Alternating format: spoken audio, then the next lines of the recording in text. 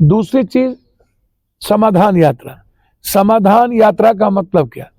समाधान यात्रा नीतीश जी निकले तो उसका मतलब है कि एक बेसिक जो सरकारी सुविधा, सरकार के सिस्टम से जो लोग प्रभावित है उसका समाधान निकालें, चाहे भ्रष्टाचार, चाहे इंस्पेक्टर राज, गुंडा राज, चाहे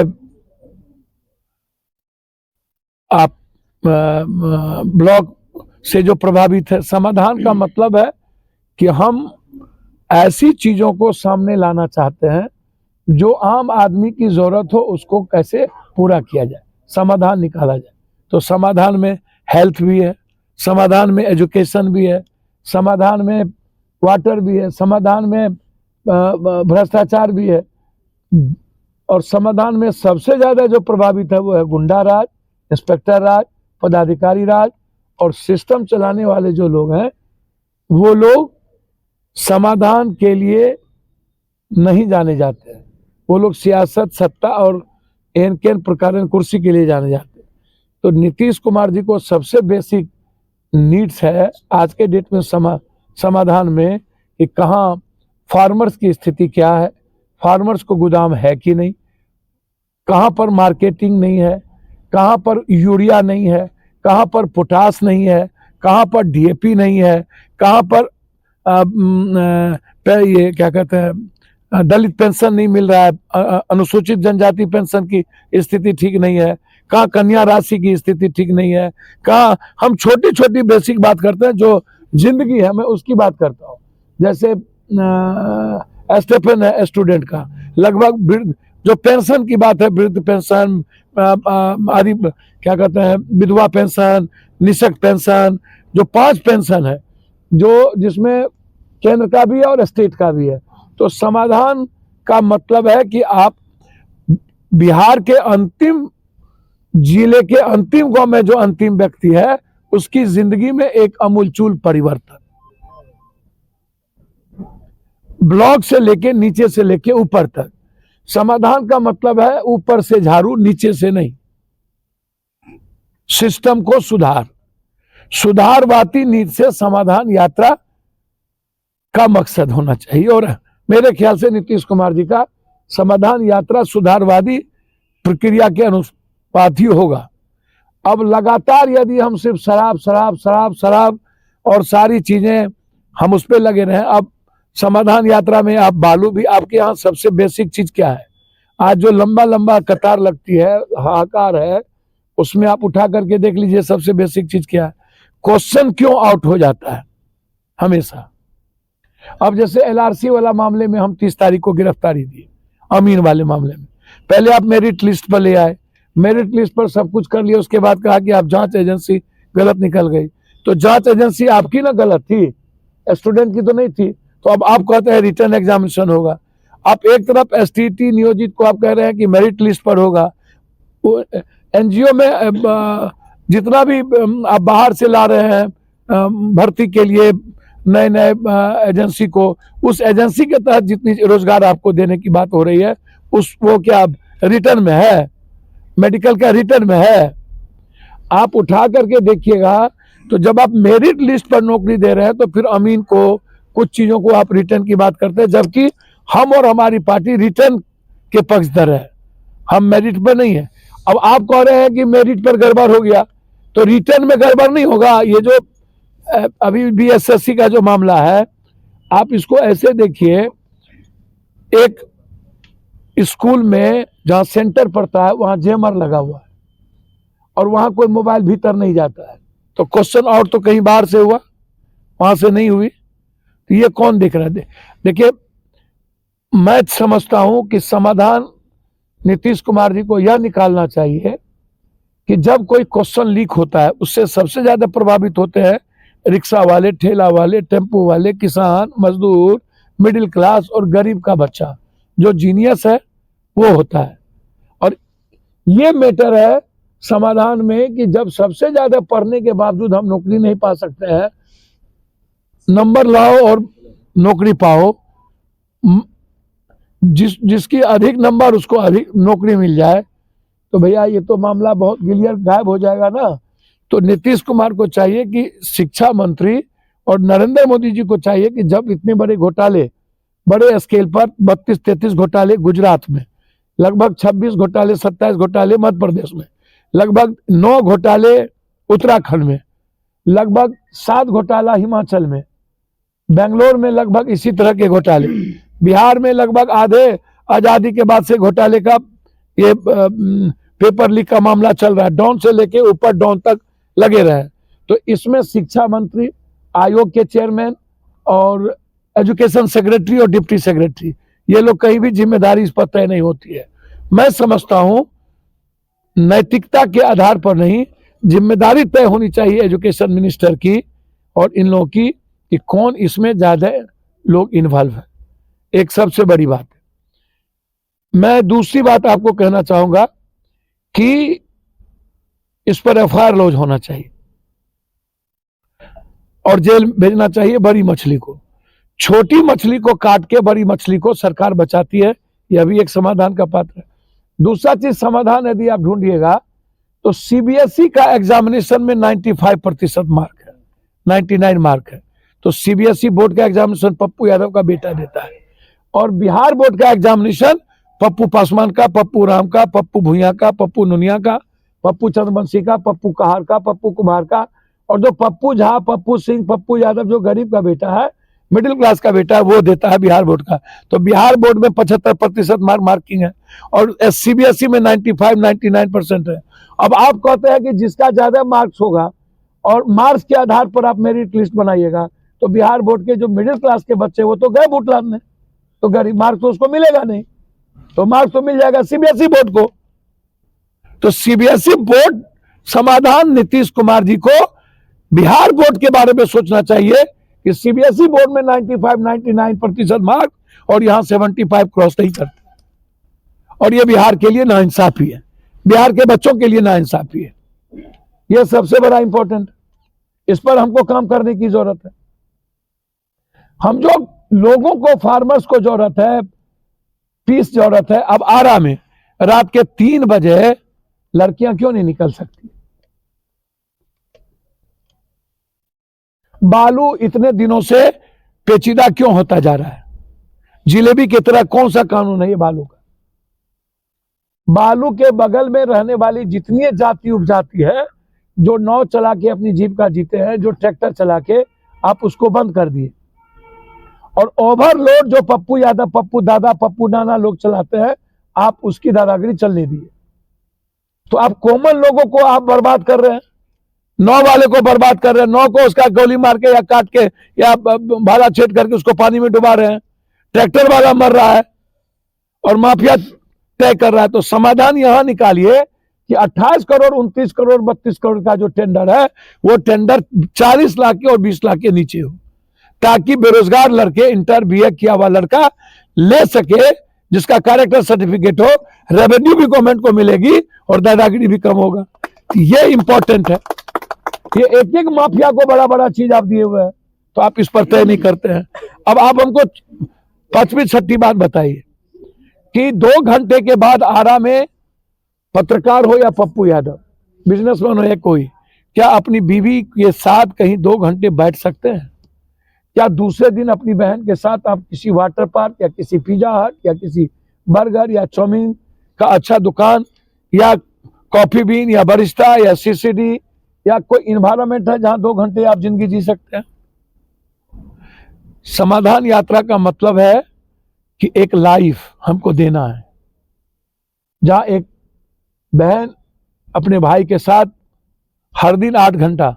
बिहार ही एक ऐसा स्टेट है, यूपी, जहां जब शादी ब्याह होती है, फंक्शन होता है, तभी मेरी बेटी, मेरी बहन, मेरी माँ, मेरी पत्नी घर से बाहर जाती है, या कोई मेला लगता है।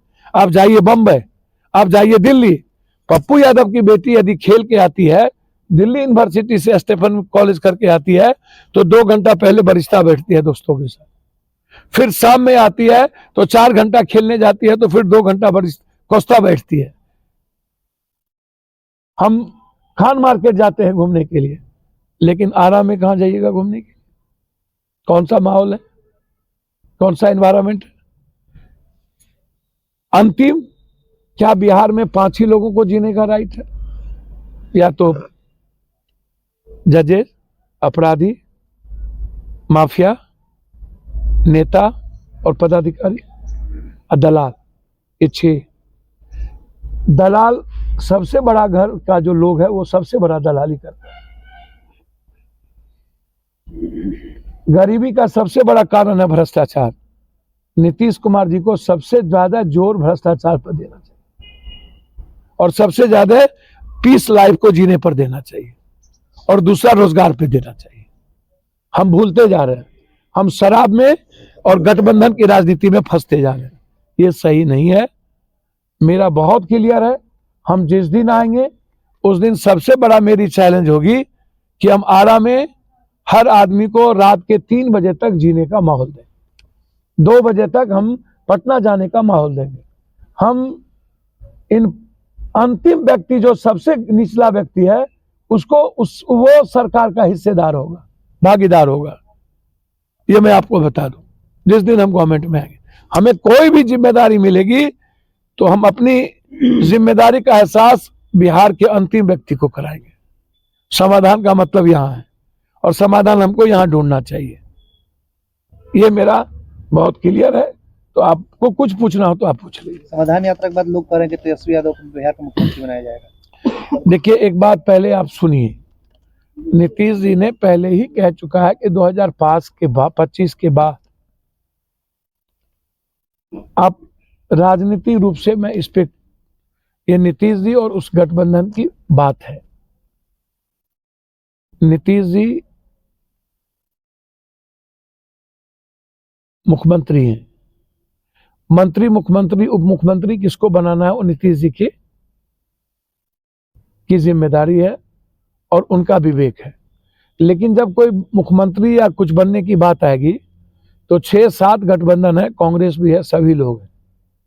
तो महागठबंधन यदि तय कर लेगा कि मुख्यमंत्री मेरा अमुक आदमी होंगे तो उसमें किसी को मिर्ची क्यों लगती है? जैसे जब यूपीए की सरकार थी तो राहुल गांधी को पीएम बनने का ऑफर मिला था दूसरी बार, तो राहुल गांधी ने रिफ्यूज कर दिया कि बोला मनमोहन सिंह जी से बेहतर कोई नहीं हो सकता। अभी वो चला रहे हैं, अच्छा इकोनॉमिकल ट्रांजैक्शन का मामला है, सस्टेनेबल मामला है वर्ल्ड का, इसलिए इस पर कोई छेड़छाड़ करने की जरूरत नहीं है। न्यूक्लियर डील का भी मामला उस वक्त आया था। तो लोग क्या कहते हैं वो छोड़िए, नीतीश कुमार जी ने स्पष्ट रूप से कहा है कि 2025 के बाद जब हम जनता हमें चुनेगी तो उसके हमारे जो मुख्यमंत्री के उम्मीदवार है उसमें तेजस्वी जी भी है। तो क्या आपत्ति है? नीतीश कुमार जी ने किसी बात को एज ए गठबंधन के मुखिया ने कोई बात कही तो हो सकता है वो कांग्रेस या सभी लोगों से राय करके या उनकी निजी राय होगी, लेकिन जब सामूहिक बात आएगा तो ये 2024 के बाद ना ये मामला आएंगे, 25 में जब चुनाव कि किसके नेतृत्व में लड़ा जाए। तो अभी तो ये मुद्दा है नहीं, अभी मुद्दा है खाद का, अभी मुद्दा है अन्य चीजों का, अभी मुद्दा है अपराध का, अभी मुद्दा है जाति जनगणना का, अभी मुद्दा है बगल के पड़ोसी से बिहारी को भगाया जा रहा है 1985 के सेंसस में, उसमें हम लोगों ने चैलेंज में लिया है कि आप 1932 को हम मानेंगे, कोई दिक्कत नहीं है, हम स्वीकार करते हैं, उसको आप ज्यादा सुविधा दीजिए, उससे ज्यादा सुविधा आदिवासी जो 32% उसको मिलना चाहिए, लेकिन जो 85 के बिहार या बाहर के लोग हैं उसको आप चोर कहिए, गाली दीजिए, काट मार कीजिए, यह स्वीकार नहीं है। आप सुविधा कम दीजिए, नौकरी में हिस्सेदारी कम दीजिए, भागीदारी कम दीजिए, लेकिन यदि आप भगाएंगे एक ही कंट्री में तो उसको हम स्वीकार नहीं करेंगे। मुद्दा इस बात को लेकर है, मुद्दा बीएसएससी को बात को लेकर के है, मुद्दा एसएससी को लेकर के है, मुद्दा इन मुद्दों को लेकर के है। मुद्दा है आप गोली लाठी क्यों चला रहे हैं? हम अपने राइट की बात कर रहे हैं कि 3 सेमेस्टर परीक्षा कैंसिल हो और आप हम पर लाठी चला रहे हैं। तो बात आप यहां करिएगा ना, ये बात और चीज करिएगा। आखिर सरकार बालू पर कड़े नियम क्यों नहीं बनाती है? अभी भी ओवरलोडिंग जारी है, लगातार माफिया बालू घाट पर गोली चला रहे हैं। देखिए, एक बात समझिए, सभी दल के तालमेल घालमेल बालू में है, इसको ऐसे समझिए। और सिंडिकेट चलाता है इंस्पेक्टर, डीएसपी, दरोगा, ये लोग। सिंडिकेट चलाने में इनकी भागीदारी है, कॉर्पोरेट और प्रोटेक्ट करने में नेताओं की भागीदारी है, पैसा माफिया लगाता है, 4-5 लोगों को मिलकर एक सिंडिकेट चलता है जिसकी पूरी जिम्मेदारी थाने, डीएसपी और सबका बंटवारा होता है। आप एक बिहार में एक बड़ा इकोनॉमिकल उद्योग है बालू, जो बिहार के गवर्नमेंट को जितनी रेवेन्यू मिलना चाहिए उसका आधा मिलती है, वो भी नहीं मिल पाता है। सरकार को यदि रेवेन्यू में शराब भी चली गई, सिर्फ जमीन के लिए आप रजिस्ट्री में सबसे ज्यादा 10% आपने सबसे ज्यादा रजिस्ट्री का कर दिया भारत में, तो आप आम आदमी के लिए रजिस्ट्री सबसे ज्यादा कर दिए, और जो अपराधी माफिया और पदाधिकारी सब लोग मिल करके जो धंधा करते हैं उस पर कोई कठोर कानून या कानून है भी तो एक्शन नहीं लेते और उसको इजिबल तरीके से जाने देते। तो जब नेता, पदाधिकारी और सिस्टम पूरा इन्वॉल्व हो तो फिर क्या कानून मजबूत हो पाएगा? ये सबसे बड़ा सवाल है। मैंने भट्टी साहब के मामले में यही बात कही कि भट्टी जी आते ही सबसे पहले यहाँ के सबसे बड़े शूटर आरा के गिरफ्तार हुए यूपी से।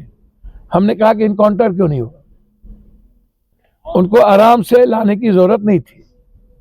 ऐसे लोग जो पैसे लेके क्राइम करते हैं, हीनियस क्रिमिनल है, जो गोली मारता है, जो सीधा मारने के लिए पैसा लेता है, 56-47, मेरे ख्याल से समाज के लिए, राष्ट्र के लिए और इंसानियत के लिए वो कलंक है। वह कोई भी हो, बिंदु कोई हो, व्यक्ति कोई हो, और हर पार्टी को गलत लोगों से बचना चाहिए किसी भी कीमत, हर पार्टी को। हमारे पास आप टीम देखिए, अब ईमानदारी, कैरेक्टर सबकी जो बेमिसाल टीम है, आप उठा के देखिए। तो आप हम पर सवाल करिए ना। जमीन और बालू, शराब, यही ना एक धंधा बचा है बिहार में कि और कुछ है? बैंकिंग हमें पैसा देती नहीं, जनधन का पैसा मिलता नहीं, रोजगार का उपाय है नहीं, नौकरी अब आम आदमी को मिलेगी नहीं, पैसा 10, अभी एसटीटी वाला मामला अभी आया नहीं है कि बाजार में 10 लाख 10 लाख 10 लाख 10 लाख 10 लाख 10 लाख 10 लाख, आप हमको 50 लाख रुपया लो ना, 1 करोड़ दो, हम नेट में आपको पास करा देते हैं। अब हमको 20 लाख दो, जीआर में पास करा देते हैं। सही है ना? बिल्कुल खुले डाक है, खुली किताब है। अब बिहार और देश के गरीब और मिडिल क्लास का बच्चा जीनियस होकर के नौकरी नहीं पा सकता। पैसा है तो नौकरी लो, बड़े बाप का बेटा हो तो नौकरी लो, नेता के घर से हो तो नौकरी लो, पदाधिकारी के घर के हो तो नौकरी लो।